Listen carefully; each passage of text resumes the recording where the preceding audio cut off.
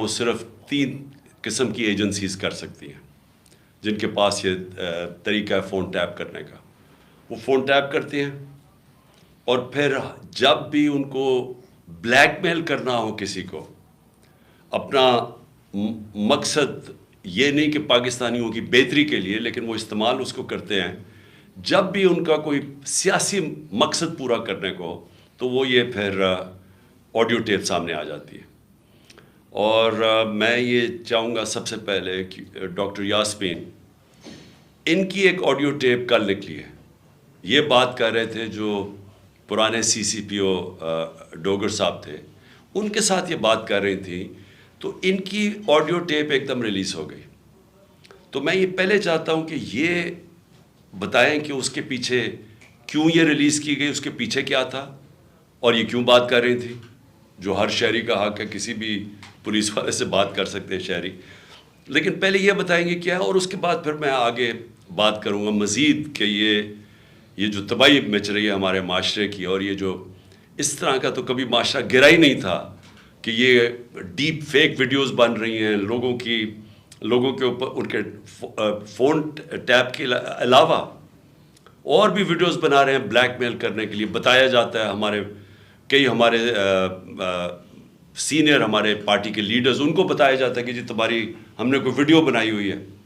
تو میں اس لیے یہ آج لے کے آ رہا ہوں کیونکہ اس کے اوپر ایک بڑا کلیئر ایک پاکستان کا قانون ہے جس کو کہتے ہیں فیئر ٹرائل ایکٹ. یہ پاکستان کا قانون ہے. میں صرف یہ اس لیے بتا رہا ہوں، اس سے پہلے ڈاکٹر صاحبہ اس کے اوپر پوری بات کریں. یہ قانون یہ کہتا ہے کہ کوئی کسی کا فون ٹیپ نہیں کر سکتا. کوئی ایجنسی، ISI، IB، پولیس، یہ کسی کا فون ٹیپ نہیں کر سکتے جب تک یہ انٹیریئر منسٹر کو کہیں اور انٹیریئر منسٹر عدالت پہ جائے اور پھر عدالت کا جج ان کو اجازت دے کہ ہاں یہ ملک کی ضرورت ہے، یہ اس سے دہشت گردی بچ سکتی ہے یا ملک کے کوئی نیشنل انٹرسٹ پروٹیکٹ ہو سکتا ہے.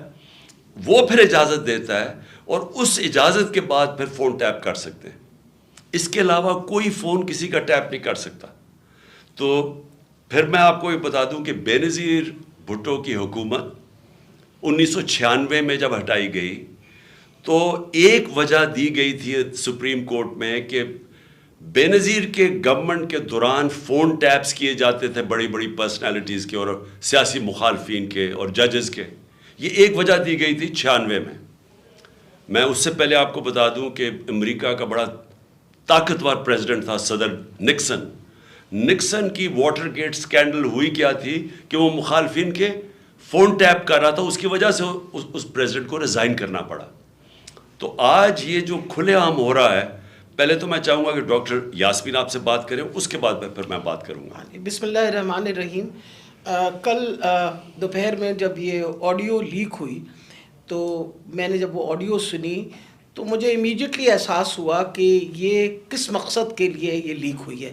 وجہ یہ تھی کہ میں پچھلے 4 ماہ سے خان صاحب کی جو JIT بنی تھی، خان صاحب پہ جو قاتلانہ حملہ ہوا تھا، اس JIT کو فالو اپ میں کر رہی تھی، اور خاص طور پہ جو اینٹی ٹیررسٹ کورٹ ہے گجرانوالہ کا، اس میں فالو اپ کر رہی تھی.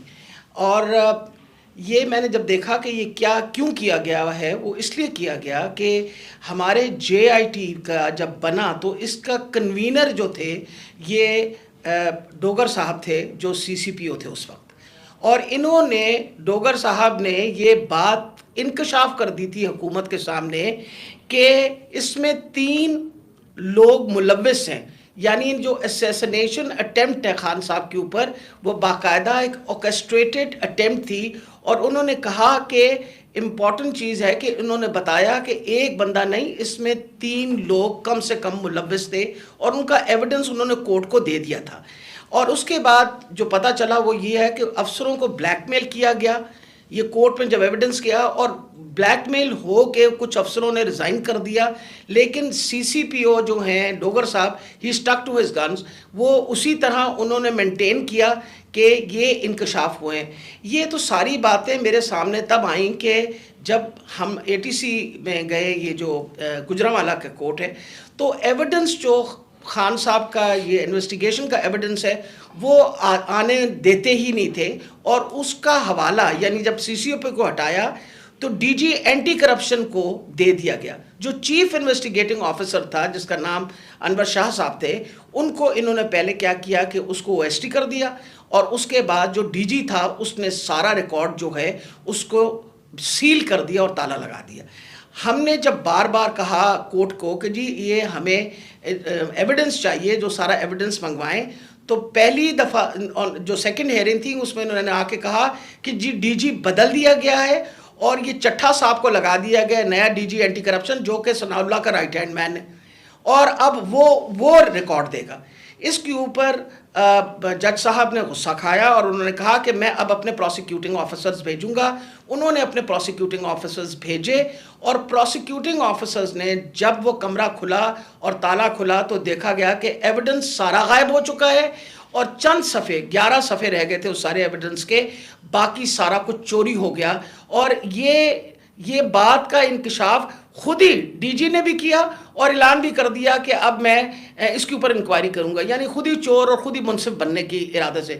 میرے لیے یہ ایک اتنا بڑا ہمارے لیے سانحہ تھا کہ سارا ایویڈنس جو ہے اس کو انہوں نے خرد برد کر دیا، کہ جب ہائی کورٹ کا آرڈر پتہ چلا کہ جی ہائی کورٹ نے سی سی پی او کو دوبارہ لگایا ہے، تو میں نے مناسب سمجھا کہ میں سی سی پی او سے پوچھوں کہ کب آپ کی اپوائنٹمنٹ ہو گئی ہے، کیونکہ ہماری جو جے آئی ٹی ہے وچ از دا ریل جے آئی ٹی، جو اس وقت حکومت تھی اور حکومت نے یہ سارا کچھ کیا تھا، جے آئی ٹی بنائی تھی وچ از a legal J I T, تو ہم نے تو آلریڈی اس پہ ہمیں ٹرسٹ تھا کہ یہ بندہ جو ہے. تو میں نے ان سے پوچھا کہ آپ کب تک جوائن کر رہے ہیں، تو انہوں نے کہا جی ابھی تک میرے آرڈرز نہیں آئے. وہ آپ نے سارا ٹیپ سنا جس کے اندر کوئی ایسی بات نہیں پوچھی گئی. اس میں مجھ سے سوال پوچھے گئے کہ کنسرن کیوں تھا. ارے بھائی مجھے کنسرن نہیں ہوگا تو کیوں نہیں کنسرن ہوگا؟ وجہ یہ ہے کہ خان صاحب کے اوپر قاتلانہ حملہ ہوا، خان صاحب کی ساری جو انویسٹیگیشن ہے ان کے آپ نے بندے بھی غائب کر دیے، اس کے بعد جن لوگ جو ایویڈنس ہے اس کو بھی غائب کر رہے ہیں آپ. تو ہمیں تو بالکل کسی طریقے سے کسی اور پہ ٹرسٹ نہیں تھا، اور ہمیں امید تھی کہ اب سی سی پی او کے واپس آنے سے، یعنی ڈوگر کے واپس آنے سے ہم دوبارہ اپنا جے آئی ٹی جو ہے وہ شروع کر دیں گے. میں سخت مذمت کرتی ہوں. میں نے خان صاحب کے سامنے آ کے بتایا کہ جی مجھے اتنی تکلیف ہوئی کہ جی فیئر ٹرائل ایکٹ کے مطابق میں ایک سٹیزن ہوں اس پاکستان کا، میرا وہ چادر اور چار دیواری تو جو پامال کرنی تھی ان لوگوں نے، ہم خواتین کے لیے تو ہم ساری عورتیں جو ہیں ان کے شر سے نہیں بچ سکتے. جس طرح ان لوگوں نے ٹیپنگ کرنی شروع کر دی ہے، وجہ یہ کہ جس طرح آپ نے فرمایا فیئر ٹرائل ایکٹ کے مطابق یہ کیسے ٹیپ کر سکتے تھے ہمیں؟ How could he tap? کیا انہوں نے اجازت لی تھی؟ کیا یہ ثناء اللہ جو انٹیریئر منسٹر ہے یہ کسی جج کے پاس گیا تھا؟ اس نے جا کے جج سے اجازت لی تھی؟ I want to know about it. اور میں انشاءاللہ خان صاحب کو بتایا کہ میں کورٹ میں جا رہی ہوں اور میں کورٹ کے اندر سے جا کے یہ سارے سوالوں کا جواب دوں گی کہ یہ آئی ایس آئی بی یا پولیس میں سے کس نے ٹیپ کیا اور پھر کس طرح ریلیز کیا. کیونکہ میں یہ سوچتی ہوں کہ میرا جو بنیادی انسانی حقوق ہیں، جو میری رائٹ ہے، وہ اس کے اوپر بہت بڑا حملہ ہوا. جی اپنی سپریم عدلیہ سے مخاطب ہوں. 4 مہینے پہلے میں نے سپریم کورٹ کے اندر اسی فیئر ٹرائلز ایکٹ کے تحت میں نے ایک پٹیشن دائر کی تھی، اور اس میں وہ پٹیشن کیا دائر کی تھی کہ ٹیپس نکلیں، آڈیو ٹیپس نکلیں کہ میں جب پرائم منسٹر تھا، میرے پرائم منسٹر ہوتے ہوئے میری جو بات چیت کر رہا تھا میں اپنے پرنسپل سیکرٹری سے، وہ میری آفیشیل لائن تھی، اس لائن کا ٹیپ کیا گیا، اور جو میری اعظم خان سے بات ہو رہی تھی اس کو ڈاکٹر کر کے اور اس کو ریلیز کیا گیا. اس کے علاوہ بشرا بیگم وہ آفیشیل لائن سے کسی سے بات کر رہی تھی، ان کی بھی ٹیپ کر کے وہ جو ان کی بات چیت تھی، جو کانورسیشن تھا، اس کو بھی ڈاکٹر کر کے چینج کر کے اور 2 دفعہ وہ ریلیز کی گئی. تو میں اس لیے یہ اپروچ کیا سپریم کورٹ کو کہ میرا تو چلے ایک تو یہ ہے کہ جو ڈاکٹر صاحبہ نے کہا کہ یہ ہمارے فنڈامنٹل رائٹ کی وائلیشن ہے. ہر انسان کا بنیادی حق ہے آرٹیکل 14 کانسٹیٹیوشن میں ہماری پرائیویسی اور ہماری ڈگنیٹی پروٹیکٹ کرنے کے لیے. آئین ہماری ڈگنیٹی اور پریویسی پروٹیکٹ کرتا ہے. تو ایک تو یہ میں اپنی بیوی بشرا بیگم کی طرف سے کہ ان کا رائٹ وائلیٹ ہوا, میرا رائٹ وائلیٹ ہوا, لیکن اس سے بھی زیادہ اگر پرائم منسٹر آفیشیل بات کر رہا ہے اپنی لائن سے, اپنے پرنسپل سیکرٹری سے, اگر وہ ٹیپ ہو رہا ہے اور اس کو پھر ریلیز کر رہے ہیں, تو یہ آفیشیل سیکرٹس ایکٹ کے خلاف ہے. کوئی بھی ملک کی امپورٹنٹ چیز ہو جو اپنی سیکیور لائن سے بات کروں اور وہ نکل جائے اس طرح, تو یہ تو بڑا خطرناک ہے ملک کے لیے.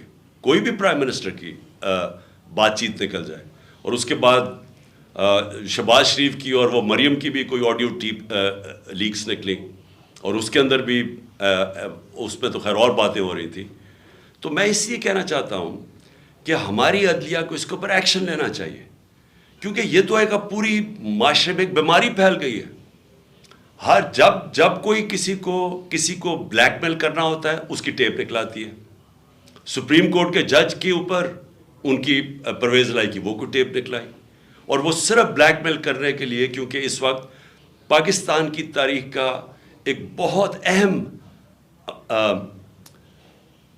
ایشو ہے 90 ڈیز کے اندر الیکشن کروانا. یہ ساری قوم اب دیکھ رہی ہے کہ کیا آئین کے اوپر ہماری عدلیہ 90 ڈیز میں 90 دن میں الیکشن کروا سکے گی یا نہیں کروا سکے گی. اور یہ اب عدلیہ کو بلیک میل کرنے کے لیے کوشش کی جا رہی ہے. اور انٹیریئر منسٹر, ملک کا انٹیریئر منسٹر خود بیٹھ کے ایک فون ٹیپ کی بات کرتا ہے, جب ڈائریکٹ اس کی ذمہ داری تھی کہ یہ ہوا کیسے فون ٹیپ. کیا اس نے پرمیشن لی تھی کسی عدلیہ سے, کسی ہائی کورٹ کے جج سے اجازت لے کے یہ فون ٹیپ کیا تھا؟ اور اس سے بھی آگے چلے جائیں کہ ہمارے ملک کے اندر اب جو میں شروع بات کی تھی, ڈیپ فیک ویڈیوز بنی ہوئی ہیں جو بلیک میل کیے جا رہے ہیں. میں 3 اپنے سینئر پارٹی لیڈرز جانتا ہوں جن کو بلیک میل کیا جا رہا ہے.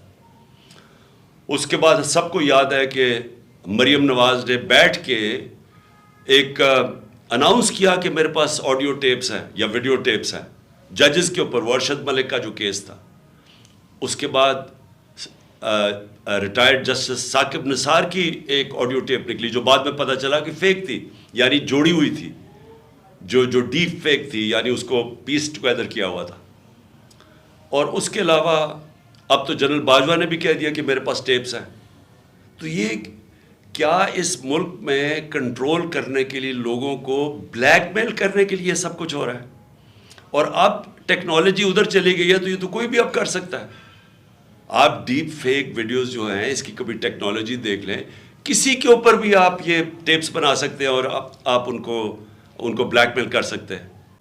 کہ انہوں نے اپنے آفیسرز پوسٹ کیے یہاں, یہ جو چٹھا اس کو خاص لے کے آیا اینٹی کرپشن کا ہیڈ بنانے کے لیے, جو ہمارا سخت مخالف ہے, ان آفیسرز کو یہاں الیکشن کمیشن نے ایک ہی دن میں ان آفیسرز کو ساروں کو ٹرانسفر کر کے یہاں کیا, اور یہاں سے آفیسرز ٹرانسفر کیے. وہ سارے آفیسرز 23 میں سے 17 آفیسر ہیں جنہوں نے 25 مئی کو ہمارے پر تشدد کیا.